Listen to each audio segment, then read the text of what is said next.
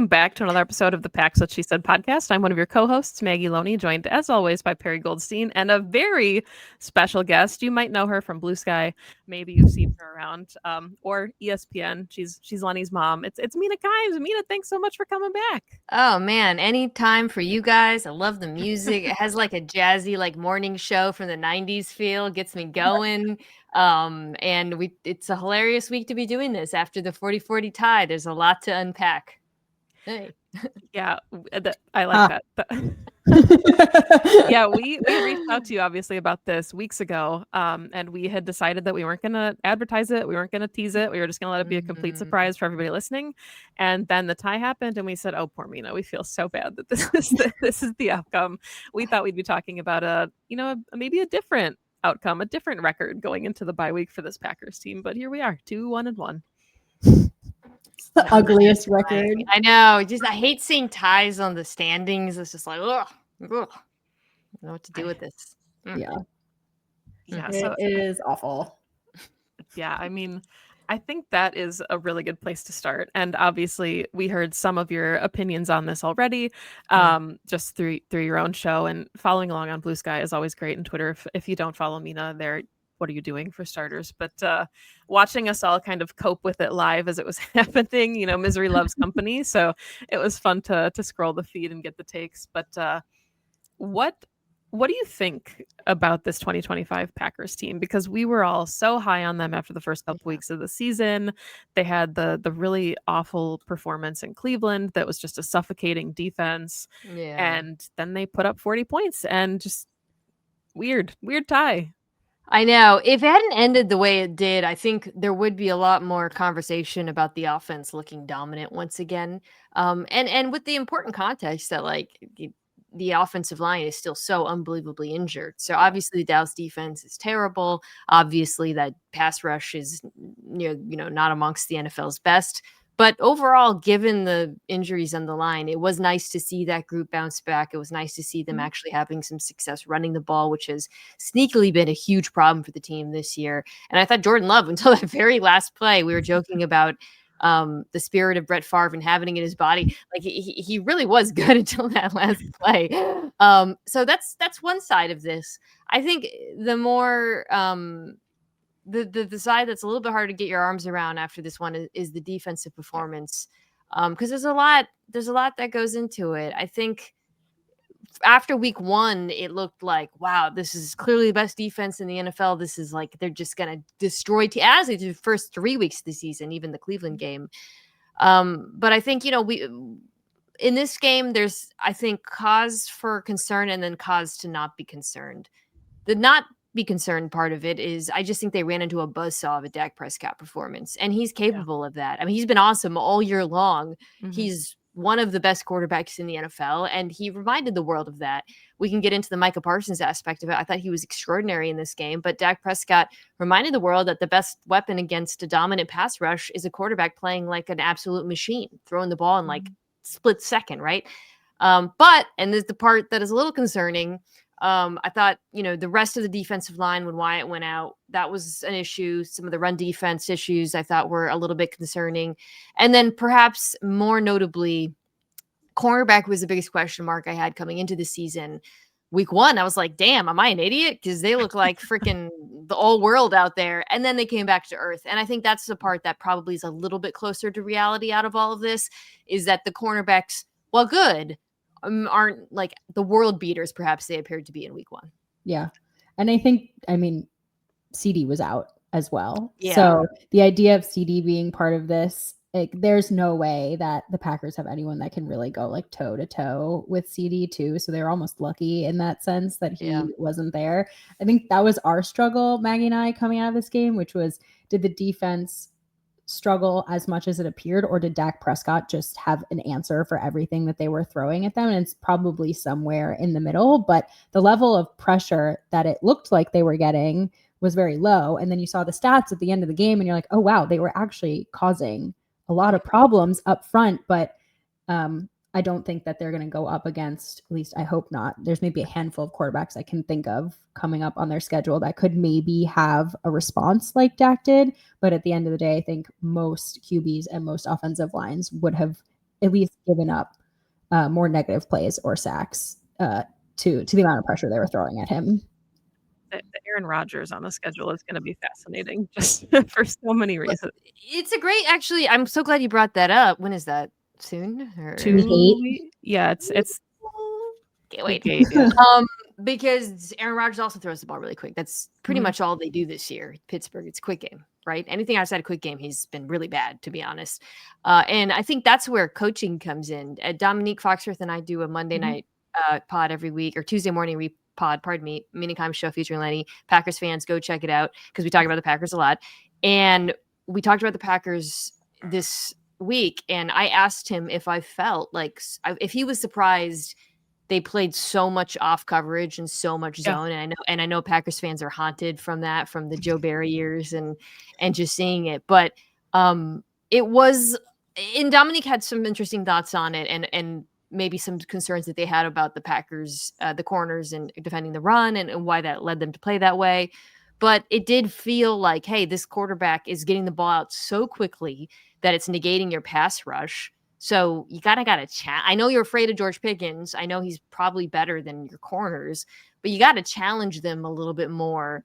And I think that's something we've really seen against Rodgers is defenses like Seattle, if you go back and watch that game, that can really challenge the receivers to the point where they're able to disrupt the timing and force him to hold on the football longer than 2.5 seconds. You can really affect him. So I think from a coaching perspective for Jeff Hafley, that's going to be really important in that game, because I do think that this game they were a bit too passive.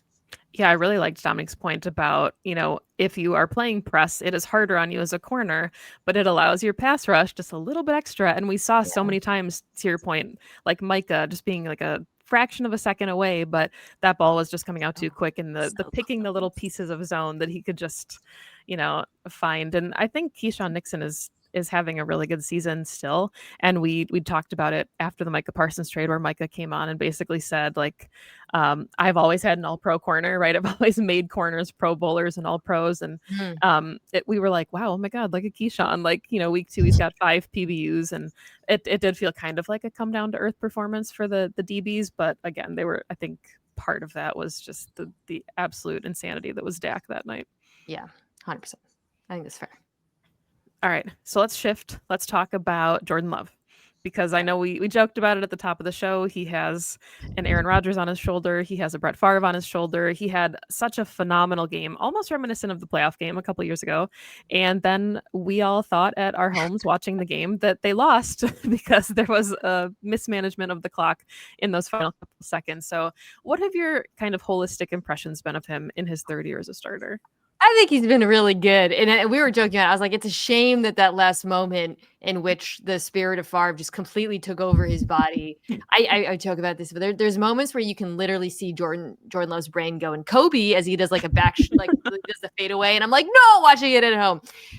But I actually think for the most part, he has cut down on those moments and the mental lapses. And there was, against Cleveland, he had one of them, obviously. Although there was, I'm sure you guys broke it down in your podcast, a litany of reasons for that. And a lot had to do with them being kind of unprepared for what the Browns did in coverage. I thought LaFleur did a really good job taking accountability for that as well. But for the most part, I do think he's been accurate. I think, he's like so close on some of these explosive pass plays to Golden. And you feel like they're just so close to like really coming together as a passing attack, but he has had to do it. And I think he has not gotten enough credit for this, despite not having a good run game. And that's been really, really, this is the Packers offense that wants to run the ball. They want to use play action.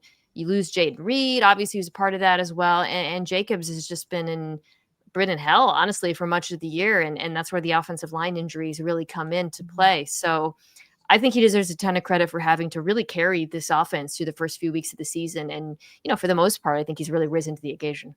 Yeah. It has been interesting watching like such a shift in the run game this season, because last year it was like the one thing that this offense could hang their hat on. And this year has been a bit of a struggle. And it's definitely a mix of things, probably like year 2 with Josh Jacobs. Opponents know, a little bit of what Matt LaFleur likes to do with them. And then also the offensive line. In Cleveland, especially when you have 3 different lineups at offense. I didn't know how many guys out there. Man, we tried to cover the whole league, and I'm like, Like, there's no way you're going to be able to run the ball or even have any offense like that's that effective. So that's tough. Yeah, and I think it was so interesting too because it felt like the run game was really getting things going on Sunday night for, Yeah, finally. it was their best performance finally, and it felt like the offensive line was settling. Like they also didn't feel like they allowed a ton of pressure, which gave Jordan a ton of time. And I think that's where kind of the decision making was so confusing because they were just both quarterbacks were doing literally everything that they could have wanted through the air. And the ground game was the challenge. So some of the final couple minutes and the decisions to burn clock versus to go for the immediate score, like uh, can we pivot here and just get your quick thoughts on Matt LaFleur because he's a very polarizing person in Packerland. So Really? Is he? surprisingly, yes. Yeah. Wow. Yeah, I do think the Shanahan coaches have this like very frustrating conservative streak Yeah. where like they'll be like, oh, it's 3rd and 7 and I'm at my own 20-yard line. Cool. Here comes this like crazy spinner motion and I'm gonna we're gonna throw the ball 20 yards downfield and it's like a fake screen or whatever and it's awesome. And then all of a sudden like, oh right, now it's 4th and 1 inside the 48. Oh, we're gonna punt. And I'm like, what is like? Why are you so good at calling plays? And then for some reason they just clench up. And that is something that I do. That if I had to give it one piece of criticism, that would be that. I mean, I honestly was watching when they were matriculating down the field too on that final drive. I'm thinking they're going to win the game first of all, and then time starts clicking, and I'm like, does he know the rules? Yeah, yeah. Really starting to worry. I'm sure he does, but I still think he's an amazing coach. Isn't he like one of the winningest active coaches? Mm-hmm. Yeah. And I think the fact that what he has done with such young players and the decisions he's made and his hires and all of that really speak for themselves. But yeah, I think when we're talking about the difference between a Super Bowl run, and this is a team that should be still thinking about that, regardless of what anyone says, Kyle Shanahan, we have seen felled in the past because of his conservatism in big moments. And I really hope we don't see the same from LaFleur because the team is too good, I think, to be that conservative. Yeah. Maggie, I think you sent it to me. There was maybe a handful of seasons ago. You can correct me if I'm misremembering. LaFleur was like the most aggressive coach on 4th down for like a stretch.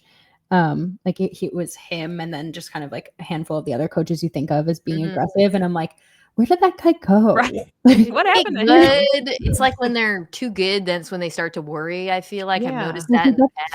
too cute and like I don't know. Yeah. I don't know. He understands like 2-point strategy. He's he gets it. But yeah, I'm still a fan of his, even if maybe this last game wasn't the best display. Yeah, to clarify, Pax what she said loves Matt LaFleur. We wouldn't trade him for just about any other coach in the league, but you would be surprised how many Packer fans really just are kind of ready to move on because they don't feel like he's able to kind of get over the hump in the playoffs. And I think, you can criticize some of the conservative nature of his play calling, but I think it's also important for us to remember that he's continuously coaching the youngest team in the league. Yeah. That doesn't really factor in well to some of these decisions either when you have like such a young squad to try to manage. But let's shift to the NFC as a whole. I know obviously you are a Seahawks fan. We appreciate you still coming on the show to talk with us about the Packers, but kind of, contenders, are they who you thought they were? Are they still teams like the Eagles as the front runners? How's the NFC North look with the Lions? Yeah. Sleepers that you have maybe?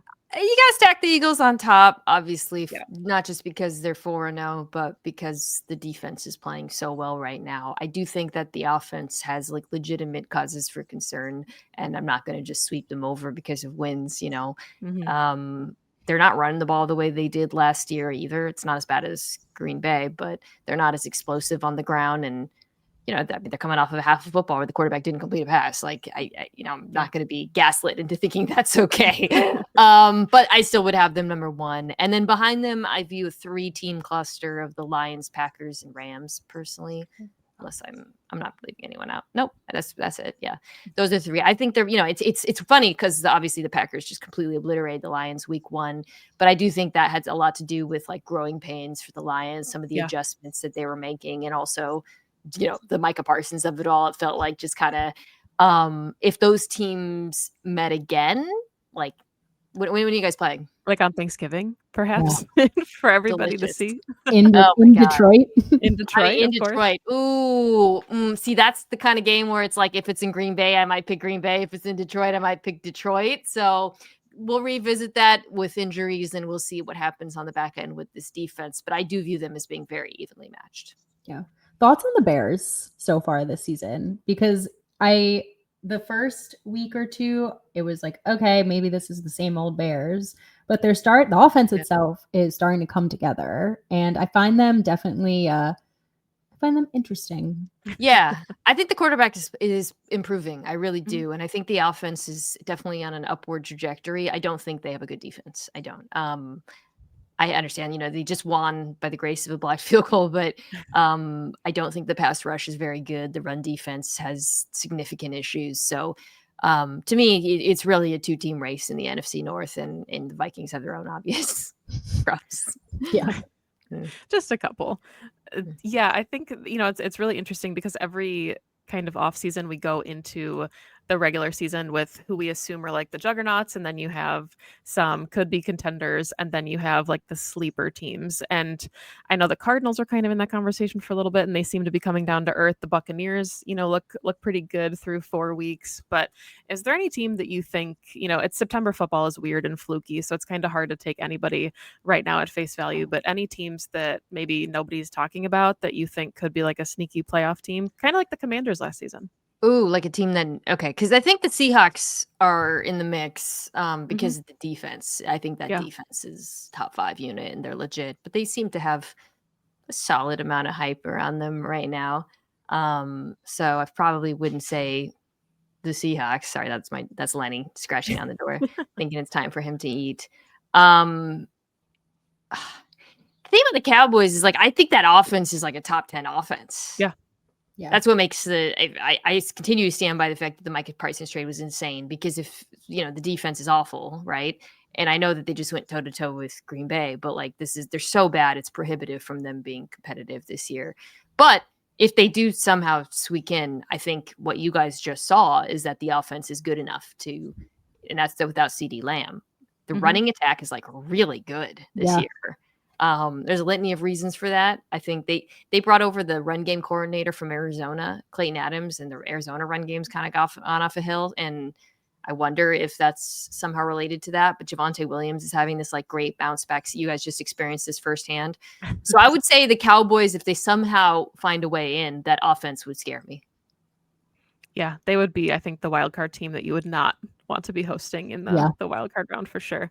Perri, did you have something?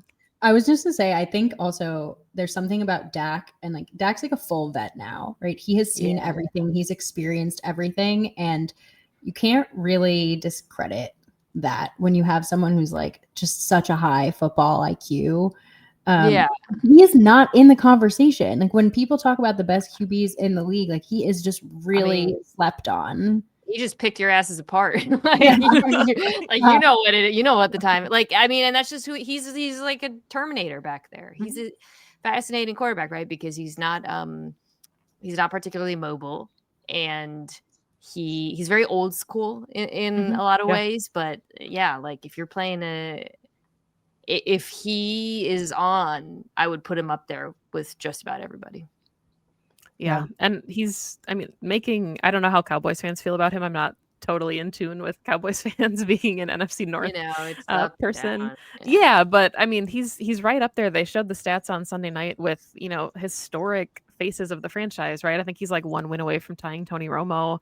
Crazy. And he's, pretty close behind. And these are people that, had really excellent careers. So I don't know if he always gets enough credit, but he certainly should after Sunday night. I know early in the season, ESPN always has kind of before the first game of the year, they do Super Bowl picks, and there's no really descriptor of it. It's just pick a team from each conference and then give us your winner. So in that article, you had the Ravens and the Packers, and you took the Ravens over the Packers. Can you talk about, why you maybe were so high on the Packers? Was it the Micah Parsons of it all? No, this is before the Micah Parsons trade. Was it? Okay. I think. I don't know. Actually, I might be lying. I don't want to be held to that. Maybe it wasn't. I Either think way. it was before. I was very high on them. Yeah, I mean, like the Packers last year were like the only team I believe that was top 5 in both offensive and defensive DVOA. They're so well coached. They're so balanced. They're so young. And my thinking was, another year, these young players, and they draft Matthew Golden, and I thought the defense really was headed in the right direction under Jeff Hafley last year. And I found the NFC to be very winnable, and I still do. Like I said, I think the Eagles have a lot of vulnerabilities. So I still feel good about that pick, to be honest. Don't feel good about the Ravens pick. Didn't anticipate the entire team getting hurt, though, in my defense. The whole defense is injured. Not that they were world beaters at the beginning of the season. Actually, they did look like world beaters through 3 quarters. So, yeah, I think maybe if I had to shift now, I would shift it to the Bills in the AFC, but I still feel good about the Packers. Love to hear it. Yeah. I do. I was going to say, I think that Maggie and I'm going to speak for both of us because we talked about this already. Like, we're not super concerned about the defense. I think if they come out of the bye and aren't stout against this like very banged up and missing Joe Burrow Bengals team, then I start to have some questions. But like right now, I don't know. I'm like, okay, like for the 75%, maybe 80%, because they looked really good in like the first quarter of this Cowboys game. They've looked like one of the best defenses in the league. So I feel a little like prove me wrong about still being confident. What do you think the offensive line? Let me, you guys tell me, because you're more tapped into this than I am. Who's coming back by then on the offensive line? Because that is not that it'll matter against Cincinnati per se, but when are guys going to start getting healthy there? I would genuinely think that there's a chance they both can play by Cincy. Zach Tom, they made it sound like he just should not have played, went in there for one snap and was like, that was so bad. I don't know, what an oblique, how that heals, but I think Aaron Banks is, just a grind. The Tom one has been brutal in particular. Right. So yeah, we feel a lot better when that happens. Wyatt will be back in the mix. And it's Cincinnati. They'll be fine. Right. That's what we said. We were like, we're not going to hit the panic button until week 6. And then there would be cause for concern. But and I think that's, potentially, that's kind of how this Packers team has operated the last couple seasons is they win the games that you expect them to win. And then as we saw last year, they struggled against the elite teams, right? The Lions, the Vikings, and the Eagles, all playoff teams. So this year to see them come out against the Lions and then against the Commanders, who were also a playoff team, and start as hot as they did, we were like, okay, we can buy into this hype now because these are 2 games that this Packers team would have lost last season. And I don't know who you attribute that to. We'll see. I'm not giving up. I'm not giving up on my Super Bowl pick. Good. Well, we like it. We hope, except you picked the Ravens, so let's over the Packers. So let's. That one is out. But I still believe in Green Bay, and I really, like I said, I really like what I've seen from Jordan Love this season. So I'm optimistic. And hey, it's not even Toyotathon. He's already playing well. Imagine what it's going to look like in December. Come on. Crazy. When he turns 27, that's the magic number. So have you heard this? Have you heard this lore about 27? No. There's more. There's new Jordan Love theory. Hit me. There's always lore with previous Packers quarterbacks, right? It was Favre was 27 when he won the Super Bowl, and Rodgers was 27. Wow, the theory of 27. And he turns 27 this year? On November 2nd. When he plays the Panthers. So what better team to play on your birthday? Wow. He's like the most normal. He came on our show at the Super Bowl in New Orleans. Jordan Love did, not Brett Favre. And and he was just such a delight. And he's also like, he's so normal. And I love what a wife guy he is.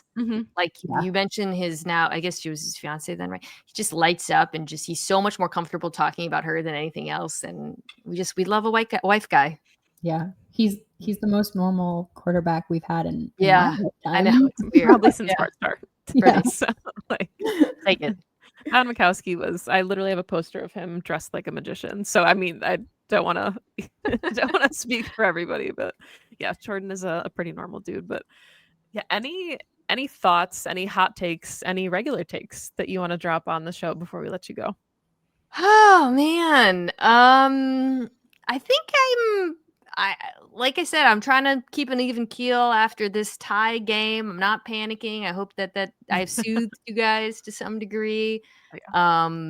I'm interested in seeing what Jeff Hafley does in the coming weeks. I think that's going to be really interesting. I think he's a really smart guy, and probably when he reviews the Cowboys tape, there's a few things he would have done differently. But no, I'm still optimistic. I'd like to see this offensive line get healthier and the run game get healthier and get better, pardon me. But I think a lot of that, it really is related to the health of the line. Yeah, absolutely.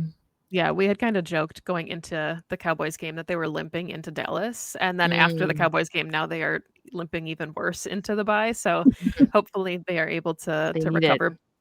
Yeah. But I mean, Perri and I talked about it too on Monday that most teams, you mentioned the Ravens, like this is just kind of par for the course in the NFL. So the performance of the offensive line, while not being fully at strength against a bad Cowboys defense, still made us feeling a little bit better than the backups did in Cleveland, and of course a worse caliber of opponent. But yeah, those guys are going to make a lot of people look bad. So all right, well, thank you so much, Mina, for joining us. If you don't follow Mina already, I really can't imagine you're a fan of Pax What She Said and not a fan of Mina Kimes, but you can find her on Blue Sky and Twitter. You can find the Mina Kimes Show featuring Lenny as her podcast. Please make sure you check that out if you don't already. It's very good. Thank you, guys. Very good. We are avid listeners. A lot of Packers talk on the show, and there will be a lot more Packers talk this year. So go check it out. YouTube.com/@Mina Kimes. Awesome. You can find us at Pax What She Said, Perri at Perri_Goldstein. I always turn my head this way because on my screen you're this way, but you never actually. Perri at Perri_Goldstein, me at Maggie J. Loney. We will be back after the bye to preview the Bengals game and hopefully talk about a really healthy Packers roster. But that is all that we have for today. Thank you again, Mina. Go Pack Go. Go Bye, Pack, guys.